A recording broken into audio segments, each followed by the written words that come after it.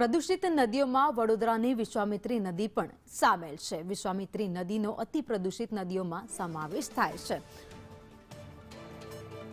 તો વિશ્વામિત્રી નદી જ્યાં કેમિકલયુક્ત પાણી છોડવામાં આવે છે, જેના કારણે વિશ્વામિત્રી નદી છે એ પણ અત્યારે પ્રદૂષિત બની ગઈ છે। પ્રદૂષિત નદીઓમાં તેનો સમાવેશ થયો છે। 6ઠ્ઠા નંબરે વિશ્વામિત્રીનું સ્થાન છે।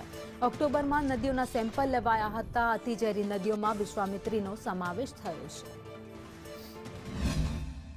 વિશ્વામિત્રી ટોપ 10 માં આવેલી છે અને ટોપ 10 માં બી સાબરમતીને પહેલો નંબર આપ્યો છે અને વિશ્વામિત્રીને 6ઠ્ઠો નંબર આપ્યો છે।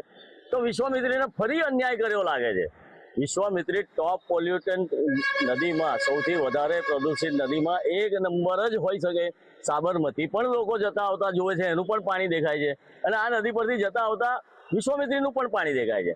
આનું કારણ માત્ર ને માત્ર પાલિકા દ્વારા ગટરનું પાણી સીધું આની અંદર છોડી દેવાય છે।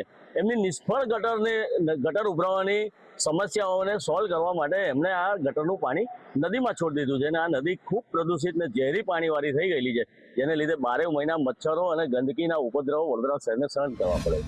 ઓક્ટોબર 2025માં રાજ્યની નદીઓના પાણીના સેમ્પલ લેવામાં આવ્યા, જેમાં સૌથી વધુ પ્રદૂષિત નદીઓ હોય એવી 25 નદીઓના પાણીમાં પ્રદૂષણ સામે આવ્યું છે। ઝેરી પાણી વહેતા હોય તે સામે આવ્યું છે અને વિશ્વામિત્રી નદી જે વડોદરામાંથી પસાર થાય છે તે ટોપ 10માં આ વિશ્વામિત્રી નદીનો સમાવેશ થાય છે। સૌથી ઝેરી નદીઓમાં ટોપ 10 નદીઓમાં સાબરમતી સહિતની નદીઓનો સમાવેશ છે, જેમાં ઢાઢર અને વિશ્વામિત્રીનો પણ સમાવેશ થઈ રહ્યો છે।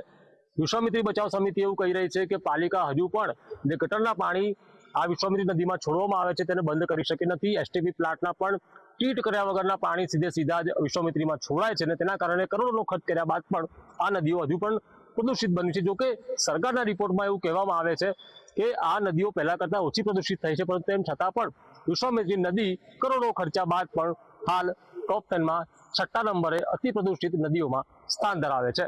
કેમેરા પર્સન નિકેશ વળન સાથે કુણાલ શર્મા, સંદેશ ન્યૂઝ, વડોદરા।